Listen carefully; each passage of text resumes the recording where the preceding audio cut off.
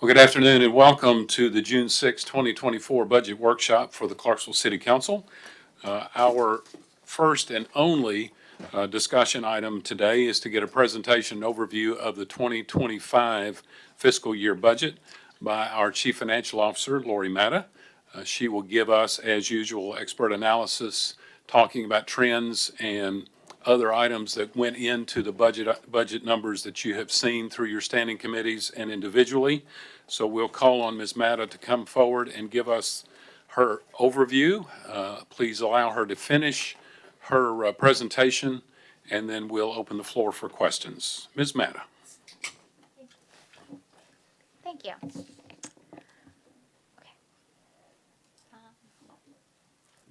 I got the little clicker. Okay, so today is the kickoff of the FY25 budget workshop before it's going to come to you for first reading next week. Our budget summary was published in local newspaper on Sunday, June 2nd, as is required by state law as well as our charter. Some of this information will be a repeat because it's pretty much the same thing year after year, but I think our budget is so important that it's important to go over what goes into the preparation of our budget. So I'll try and be quick on the historical stuff. So our budget process, we start in mid-February with our 5-year capital improvement program, which you will be reviewing tonight in your regular session and accepting it. You're not approving it, you'll just accept it tonight. And that's where our departments are showing you where they think we're going to need our growth over the next 5 years. Those change often, but at least this is our plan of where we think we'll be. Then in mid-March is where we really get into high gear with our budget and working with the departments and the finance department. And then in April, we bring it to the mayor and to the finance and all of the other standing committees of the council to present their budgets to you in May. And then once we're completely balanced, then we post it in the paper, like I mentioned, and then it comes to you for first reading, which will be on June 13th, with second reading will be the final budget reading on June 20th. We are required to pass the budget prior to June 30th in order to continue normal operations.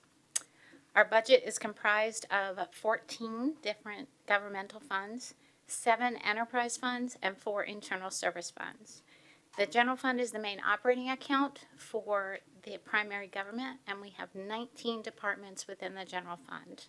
We also provide many support to many other entities through the general fund, which the largest transfer out of the general fund is into our debt service fund. So now is our FY24 budget. As we prepare our FY25 budget, we amend our prior year budget, and this is required by state law as well, that we have to provide that information with this budget. So I just want to go over some of the major changes that were in the FY24 budget, since you'll be approving both. The quick summary of those changes is the beginning fund balance changed from the estimated beginning fund balance to the audited fund balance. So it was an increase of almost $382,000. And then what we've been talking about recently a lot has been the flat revenues that we've been seeing. So some of the revenues I did have to decrease, mostly in the intergovernmental revenues, which is that's where our local option sales tax is accounted for, and the state shared revenues. And that specifically is the state shared sales tax that has been coming in flat. So I had to reduce that by about $2.4 million, and this is a first. Then when it comes to our grant revenues, I had to reduce that as well, only because some of the grants just haven't come through like we expected them to. They will. We have the commitments. We just haven't received the funds yet. So we'll move that to FY25. Some other areas, though, increased, so that took care of some of the shortfall. And one of the increases was back when we were approving the ARPA funds, there was the lost revenue piece that we were transferring into the general fund, and we realized we didn't transfer one of them. So we were able to increase that and put that into the general fund. It was always planned We just missed actually posting it. So all in all, we ended up being able to increase our revenues by just over $1 million. So the mistake actually covered the losses that we had. So then the general fund departments, every year we meet with them and we ask them, what are you really going to spend by June 30th? And if you're not, give it back to the general fund, because that helps the general fund have more funds to allocate for the next budget year. So they gave back almost $2.4 million. And most of that was due to the inability to fill positions and normal turnover. Other expenses in the general fund that had to increase for 24 was the state share liquor tax. When that comes in, we're required to spend 50% of that to give it to the county. So we needed to increase that a little bit. Some of our other funded entities, like the senior center, increased by $60,000, and that was to help offset the rising food costs for them, as well as to provide health insurance, or at least help support health insurance for the employees there. They've never been able to have health insurance before. So that's a total of $60,000 for them. We had other expenses that decreased as well. So the overall change to the general fund balance is $4.8 million less use of fund balance. We originally budgeted to use $14.6 million of fund balance. We're only going to use $10.2 million, which we'll probably finish the year a little better than that anyway, but that's our projection at this point. So speaking of fund balance, what it's not a savings account, and it's not to be used for recurring expenses. What it is, it's part of our tried and tested policy to maintain at least 20% of expenditures to ensure we have the funds to respond to emergencies. This policy has gotten us through the 100-year flood, the devastating downtown tornado in '99, the ice storms, the pandemic, and now the most recent tornado and rainstorms that we've had. It is available for continuity of operations and mitigates that against the risk of dealing with those emergency events. We've had many people ask us about reducing our policy, and I really don't recommend that. GFOA's Government Financial Officers Association recommends that we have at least 3 months of expenditures in our fund balance, or 20%. 3 months of expenditures is about $40 million. 20% is about $32 million. I don't think we should hold too much, because I feel like that's irresponsible to hold too much of the taxpayer dollars. So the $32 million has been tested and it works very well. Fund balance is a balancing act to make sure that we don't have too much or too little in there, and our 20% works. So I would recommend we keep it at that rate. So the starting point for our budget process in a perfect world is up on your screen. The first step is to get our new ending fund balance, take 20% of expenditures, put that aside right away, see what's left to appropriate for next year's budget, which is $5.3 million, and then project the revenues. So the way we projected them, we would, right now, the way the budget stands today, we'd have $160 million to budget. But this is not a perfect world this year. So we had to do something a little bit different. So this is because of the certified tax rate. So when we started this process, we did start this way. We knew what our ending fund balance was going to be. We looked at what the 20% reserve would be, how much we had left, and the projected revenues if we accepted the revenue neutral rate. And then we would have had $152 million to budget with. And we really did start at this point. When we started working with the departments, we had to make a big decision. What do we do from here? We knew we didn't have enough to cover all the budget.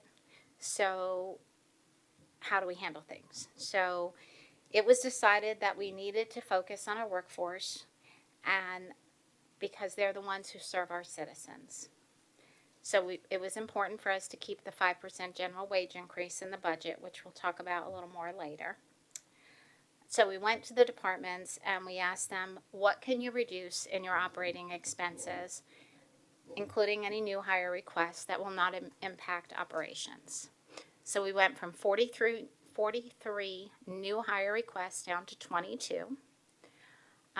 And departments cut nearly $9.7 million from their budgets. We discussed that if we were cutting so deeply in our own departments, then we should take those other funded entities and tell them, you need to stay pat at the same budget you had last year, no increases, because we couldn't make our departments take the full impact of the reductions. So we really felt at that point that there was nothing else that we could cut without reducing services, and that's when the tough decision had to be made to not accept the certified tax rate, because we needed to be able to fund our two largest departments that are front facing to our citizens, and that's public safety, and it's police and fire specifically had a shortfall. Our shortfall with the $152 million of revenue up there is about $8 million is where we were short in order to balance the budget. So we made that decision to include it, and I'll explain how we budget that route next. So this is an example of the 2019 certified tax rate, so please don't think that this is accurate now. I'll get to that in a second though. As soon as I get the certified tax rate from the assessor's office, the first thing I'm going to do is review it, make sure the numbers are correct. Then I'll meet with the mayor and we'll know how much a penny is worth, and then we'll come to you all with how many pennies are in this budget. The state has issued guidance on how to budget when we don't have a certified tax rate. And that guidance is that we know revenue neutral, we know how much that is. That is what we billed last year for property taxes. So we know that revenue number. And then you add how much more revenue you need to balance your budget, and then you would back into your tax rate. But here's an example with the certified tax rate in 2019. So at the time, the current property tax rate was $1.24, and the proposed certified tax rate came back as $1.02.96. It always comes with 4 decimal places in a certified tax rate. Even if we wanted to take the certified tax rate and propose to adopt 1.03, the state mandates that we advertise that as a tax rate increase, even though it's a 21-cent decrease from the $1.24. It's still considered an increase because it's higher than the certified tax rate. In that year, in 2019, that 102.96, which had quite a bit of growth in that year as well, we lost nearly $1.5 million by accepting the certified tax rate. Because when they do the calculation for the certified tax rate, it has to be revenue neutral. It's revenue neutral plus the growth. So growth being new construction is what they consider growth, not growth in values, growth in new construction. So we had about $600,000 worth of growth according to the assessor. Then the certificate of corrections come through, which that's the process, the appeals process. You file your appeal now, but it could be 6 months, it could be a year before that appeal is finalized. By that point, we've already billed our property taxes. We've already sent the bills out. Some people have paid, some have not. The certificate of correction comes back and reduces what they owe, and we cannot recover that money. So we lost nearly $1 million in just the certificate of corrections in that year. So that's why I say we really shouldn't accept the certified tax rate, and the state has actually advised, and I have it in writing from the state, that their suggestion is don't accept the certified tax rate. I've showed them all the proof, I've showed them the data, and they said you shouldn't accept it, which I don't know that I agree with that, but it is what it is. So as soon as I get it, I will make sure that you all know. I was holding my fingers crossed until tonight. I really hoped I'd have it in time that we could modify the budget and put it in there. What we have to do once I do get it, we have to advertise a public hearing. And Lisa's telling me we cannot get that done in time now. So now we've missed that mark. So we'll have to approve the actual tax rate after the budget or during the same process with the budget. We could get it done before the end of the year. We just can't get it done with this budget.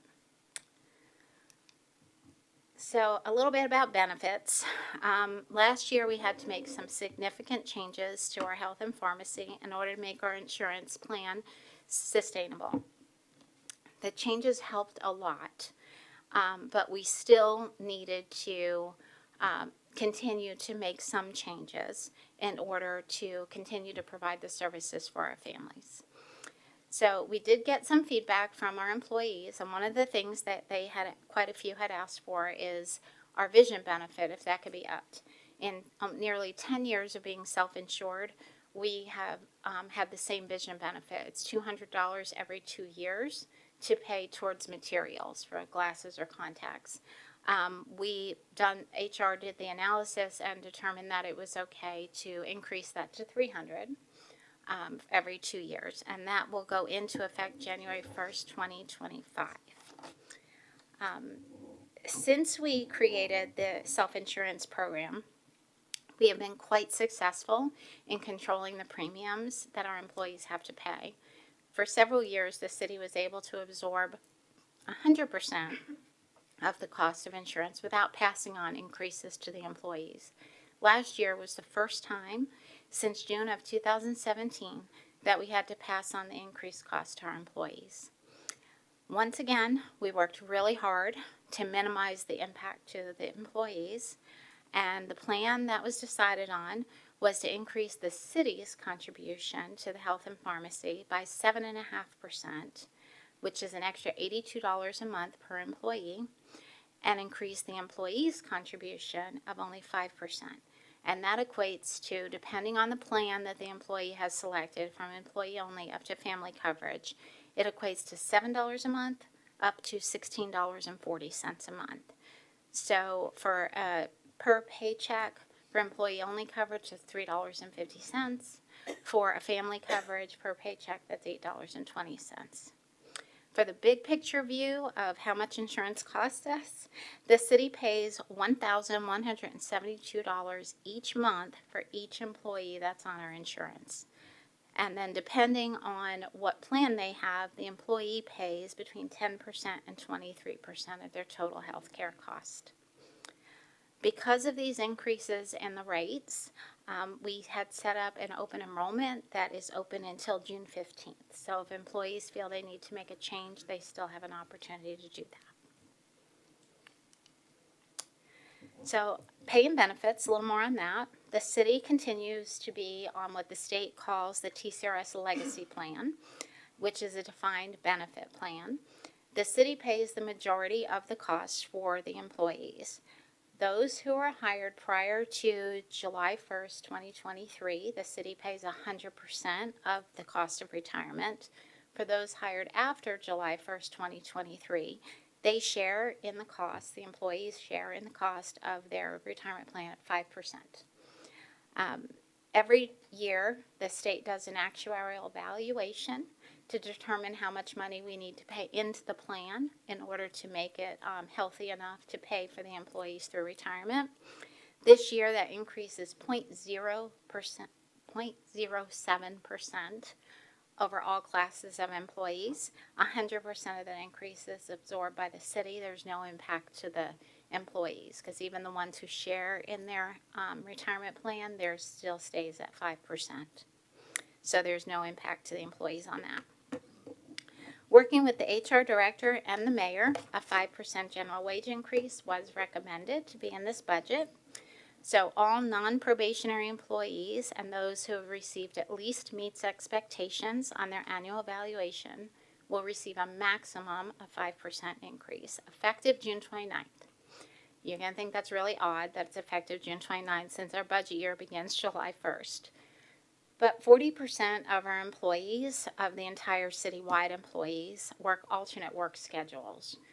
That's our police and fire. There's 685 of them that by Fair Labor Standards Act are allowed to work different work schedules before overtime kicks in for them. They can work 27 or 28-day cycles. Our fire department works 27 days before overtime kicks in, and the police department works 28.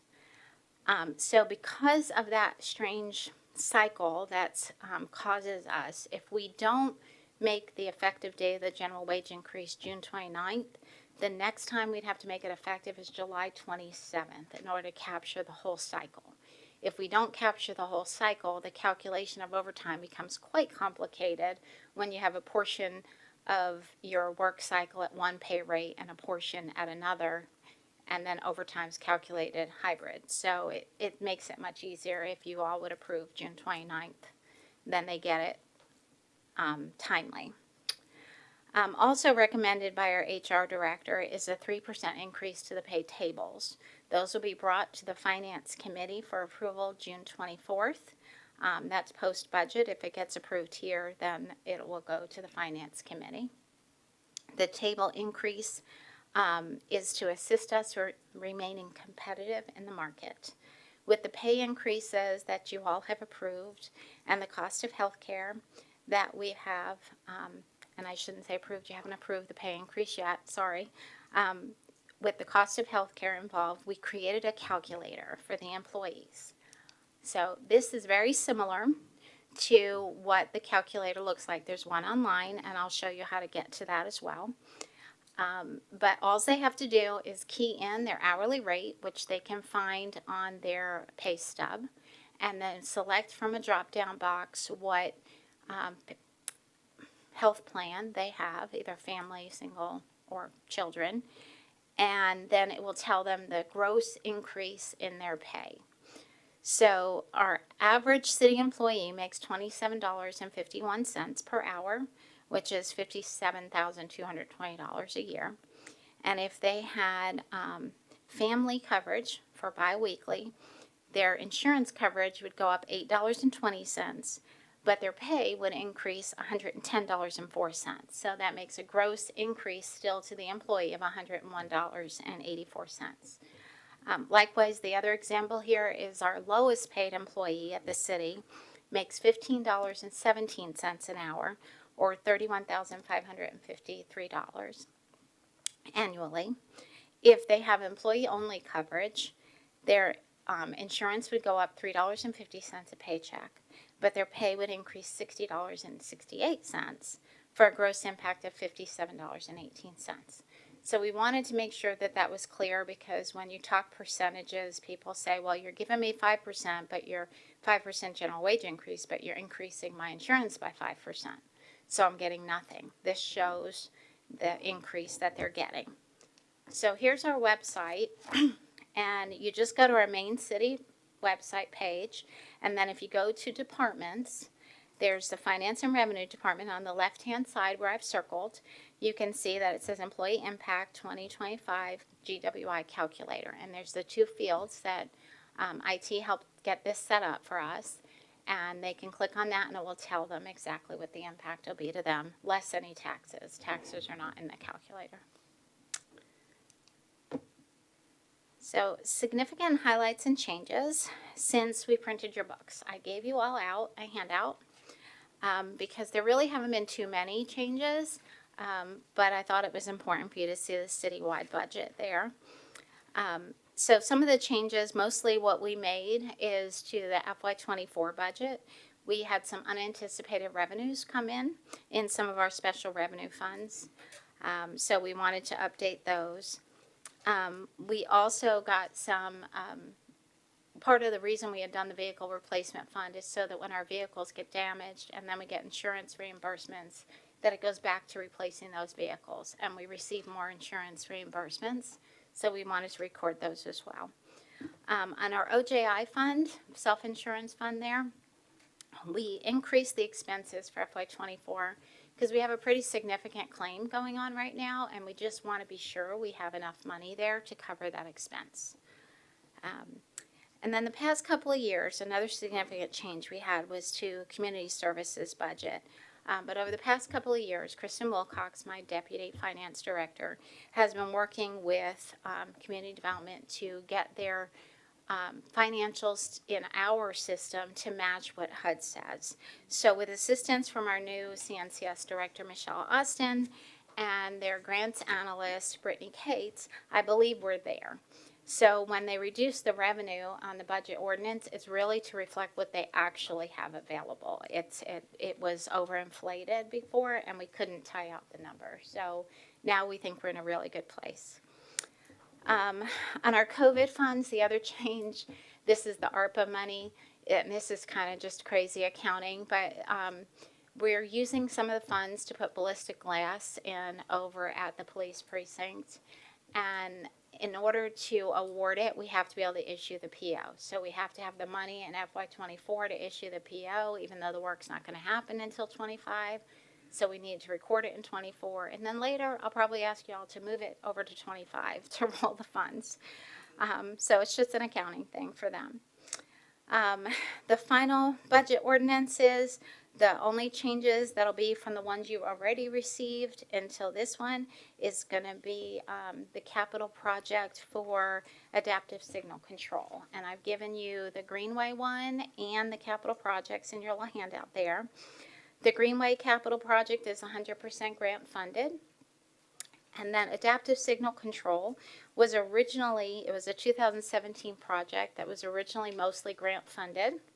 And it's to do adaptive signals along Wilma Rudolph Boulevard. When they bid it out, it came in significantly over. The streets director has said putting it back out to bid isn't going to help us any. And there is grant funds available. The MPO has funds available to help us with that. So I needed to increase. It's $850,000 of an increase, with most of that coming from MPO funds and then the match from the city side. So that's in your packet as well. I think some of you probably noticed in the budget ordinances that we sent that I've changed some names of projects. I've moved some funds around. You all control that. So some of the things we did is we had like sidewalks CMAC or sidewalks local. That really didn't make any sense to most people. So we made the names reflect what they truly are. So if you have any specific questions about those, I'll be glad to answer those for you. So you also have the citywide budget before you, and that total now with all the changes that have occurred, the total budget for enterprise-wide is expenditures of $885.5 million for FY25. Now we get to see pretty pictures of the FY25 budget. So this is the enterprise-wide budget. The pie pieces up to the left are all of our enterprise funds, and they total $377 million, or 43% of the citywide budget. The pie pieces pulled out to the bottom right are governmental operations. This is like public safety, streets, parks, and the support departments, and our special revenue funds. That totals $185 million. The other 37% are the internal service funds and the debt capital projects fund. The internal service funds fund all departments of the city with the exception of CDE. They're on their own insurance. So this is a snapshot of those enterprise funds with revenues of $432 million and expenses of $377. Revenues earned by the enterprise funds are required to be used to provide the services to the customers that are paying for it. There's actually laws that protect the enterprise funds so that we can't benefit from one another. We have to pay for services that are provided to each other between the general government and the enterprise funds.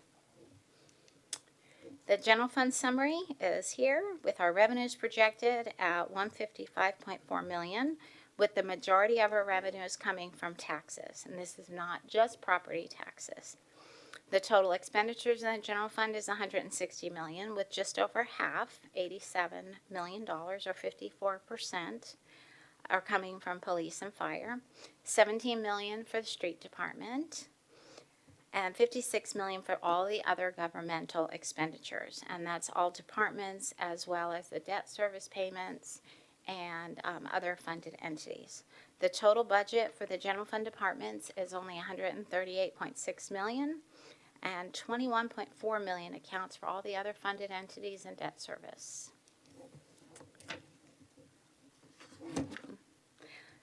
So you may ask, how can we spend more money than we collect, and is it okay? The answer is yes. Remember the delicate balancing act that I talked about with fund balance? This is part of that. If we don't spend some of the fund balance, then we're holding too much of the current taxpayers' dollars. If we don't have enough, then we don't have enough to support the departments. So it would be irresponsible to use fund balance to pay for recurring expenses like salaries and benefits, but it's responsible and advisable to use it for one-time expenses. So here we have a list of those one-time expenses that we plan on using some fund balance for. They total $5.7 million, which we're budgeting to use $4.7 million. So it's more than we need. But it's $536,000 is to pay for capital grant matches for the transit system. And then the rest of that is all capital outlay that goes into the vehicle replacement fund to provide those departments with vehicles. So it totals $5.7 million.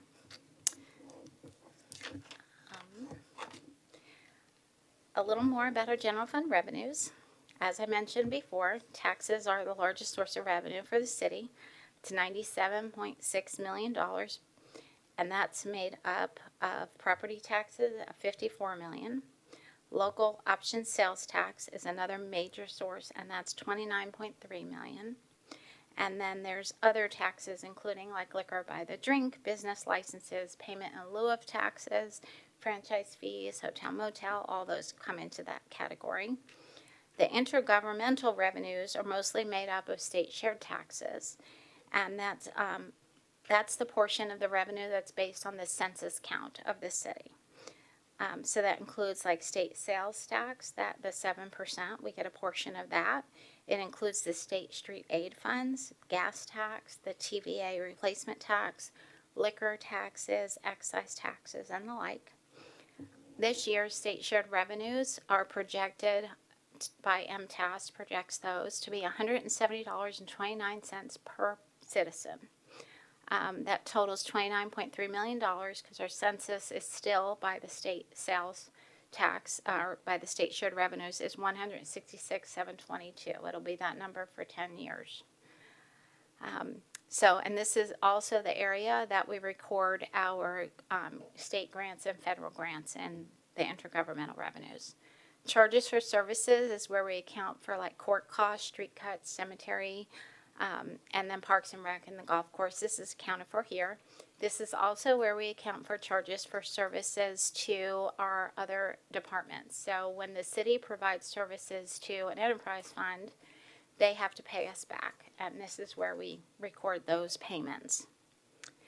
Licenses and permits, you guessed it, that's where the building permits and the licenses and peddlers permits are accounted for.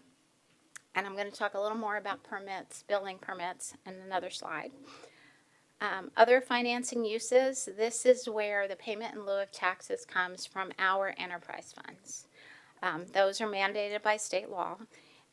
And last year, as you all know, we took a very large hit on our payment in lieu of taxes because we had a reappraisal ratio of 0.6251. So this year we're back to 1 because it's a reappraisal year. However, the certified tax rate will impact this as well. Whatever the certified tax rate comes in, that's how their pilots will be calculated on that. I did estimate it to come in lower. I didn't want to overestimate like at $1.23 our current tax rate, knowing that it will not be $1.23. So now our building permits. With so much increases in the non-residential construction area, each plan review, inspections, and re-inspections takes significantly more time than on a residential unit.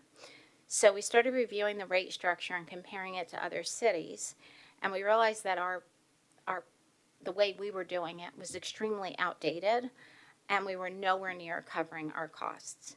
So we worked with our new building and codes director, Justin Crosby, and we came up with a new rate structure. we did a lot of research about multiple other cities, and we determined that the best way to value them is based on the square footage. This in no way changes any permit fees for residential. This is only like commercial type or non-residential units.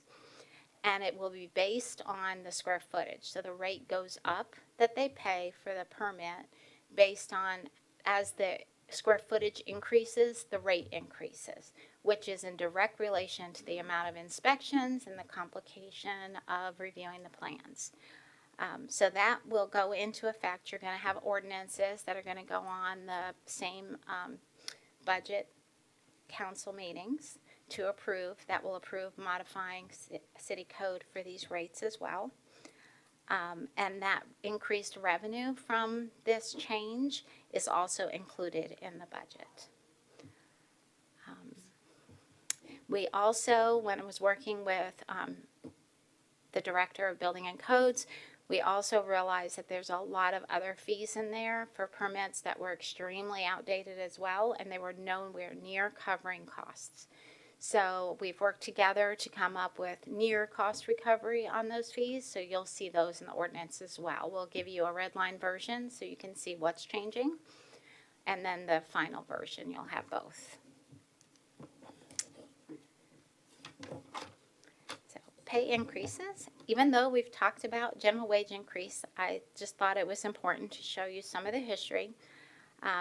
I believe we've made some really great strides in investing in our employees.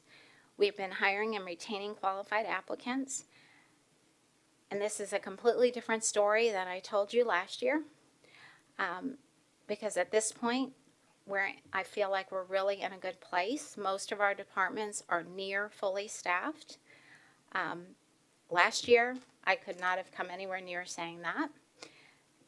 We're making really great progress, but now's not the time to stop. So I wanted you to see the impact that we've had over the past several years, and so we can keep the momentum going and keep getting those qualified candidates. The general fund budget includes 22 new positions. These are positions that we need and realistically expect to fill. Fire has 3 new captains in their budget. Police has 12 new. 10 of those are officers and 2 are support positions in dispatch. Building and Codes has 3 positions in there. 2 of them are inspectors to help with the increased non-residential permit reviews, and 1 is to provide for a deputy building official. Then the Finance and Revenue Department, we are requesting to convert a part-time position that we currently have into a full-time position to assist with grants. Our grants writer is bringing in significant amount of grants, and it's too much for one person. So we're requesting that we convert that position. IT is also asking for an additional position, and this one is a cybersecurity analyst. So we all know how important that one is. HR, in the security side of HR, is requesting another loss prevention officer. And then the street department is requesting another traffic control specialist. Our enterprise funds, CDE and gas and water, are each requesting 9 new positions that are fully funded by the revenues that they generate. So here is, for the past couple of years, I've talked about how our expenses are outpacing our revenue growth. Well, this is a little bit exciting for me to talk about this one. We're really making some great progress. You can see our graph there is connecting at the end for 25.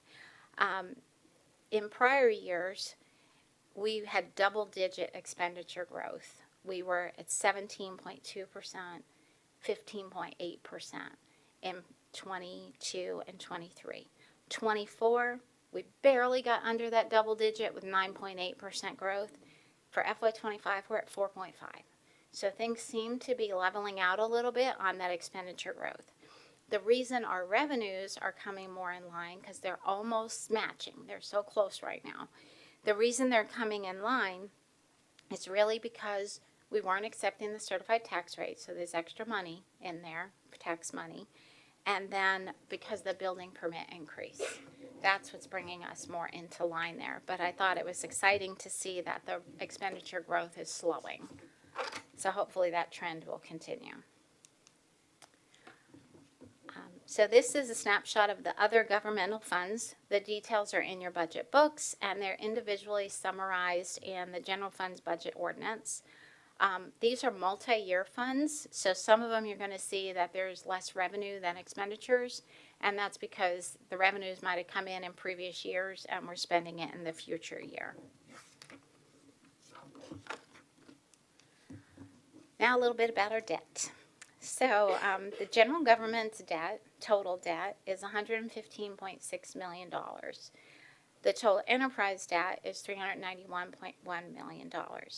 We issue debt for our capital projects so that those citizens who are receiving the benefit of the capital projects are the ones paying for it, especially in Clarksville with such a transient community.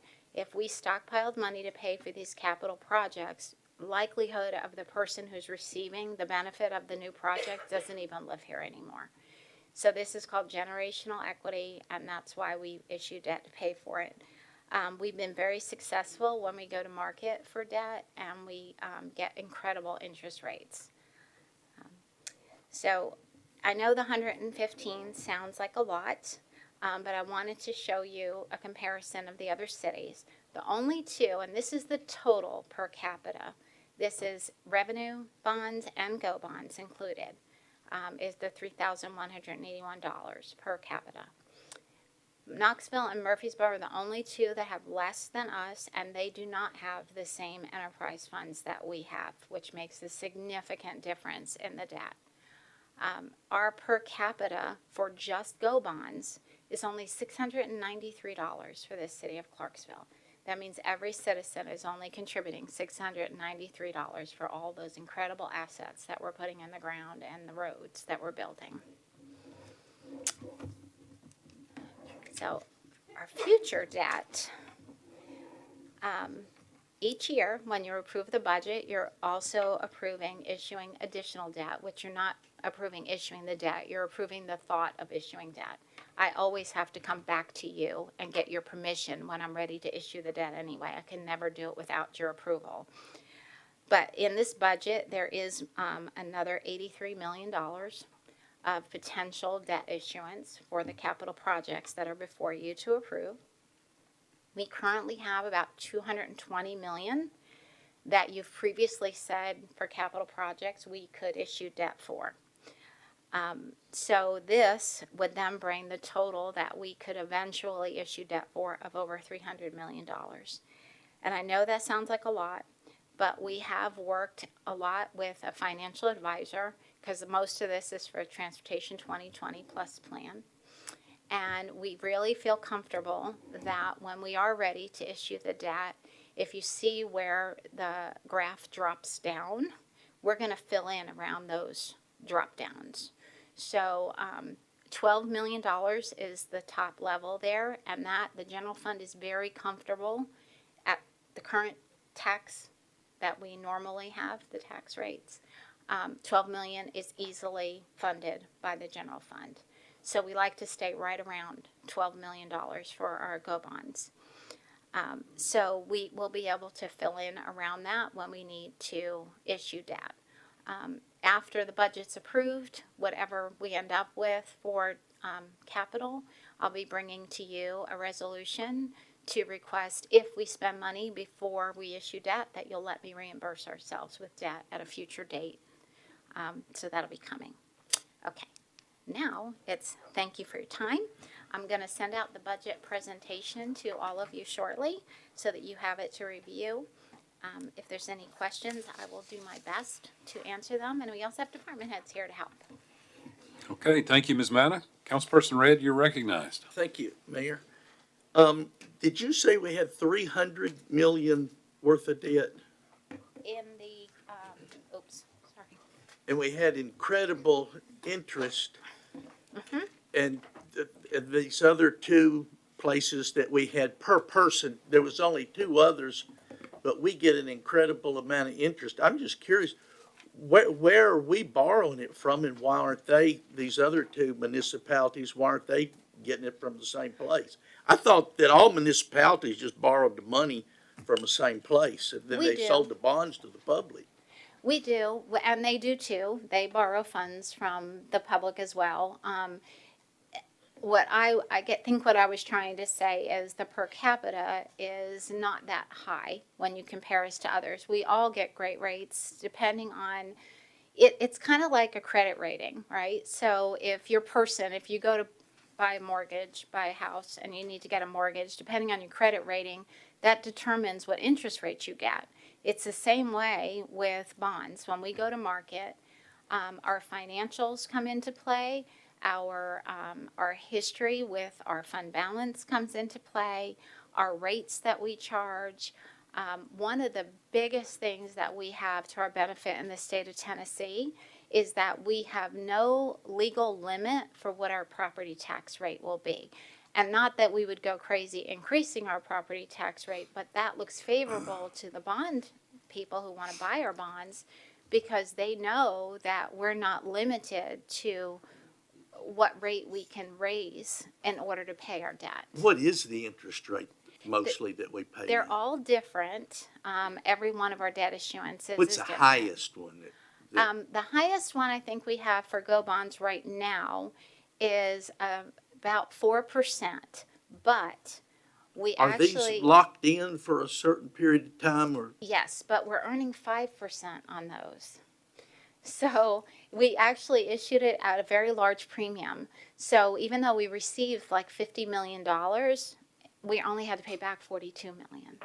Okay. So the interest rate is not, it's not the whole deal when you're talking about the interest rates with bonds because of the premiums that are involved. Where are we getting 5%?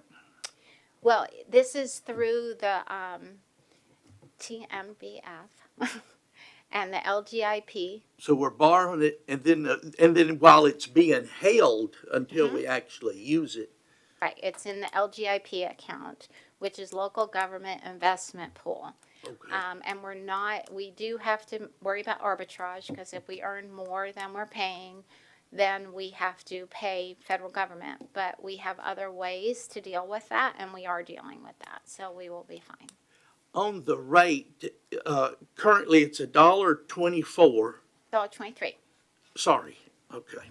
And the certified rate will be $1.0296. That was 2019. 19. Okay. I don't know what the certified tax rate will be for this year yet. We do not We have don't it. know, but it can't be. It'll be revenue neutral, Correct. so that the assessed properties will be where there basically won't be a property tax increase For the city. for most people, Right. except because of it'll be lowered to that amount. Okay. Yes, it'll be lowered so that we, the city, receives the same revenue we received the year before. The taxpayers, it will depend on where you live. Some areas have gone up Exactly, yeah. and some have gone down. Yeah. All righty. Thank you. You're welcome. Councilperson Zacharias? Thank you, Mayor. I do not expect an exact answer to this question right now, but I did hear you say that the FY25 budget does presume that the changed rate structure for the commercial building permits is passed. Yes. I don't see any reason why that wouldn't pass, especially if it's bringing us in line with what other municipalities are doing. But I think it would be good to know what the impact to the budget would be if that were to not pass. It's $5 million. All right. So you do have the answer. I do have All the right. answer. Thank you so much. That's why she's the CFO. Any other questions? All right, seeing none, we are now ready for the public comment for our budget workshop. This is not the public comment for the regular session, but if there's any member of the public that wishes to address the council. Seeing none, ladies and gentlemen, I want to tell you that this budget has been one of the most difficult budgets we've faced in the last 6 years. With revenues flat, our departments have really stepped up. And I just want to say thank you publicly to the department heads in the room and others for making it work. And we'll be a better city for it. So we will stand adjourned until, for about 20 minutes, and then we have 3 people that wish to address the council. Thank you.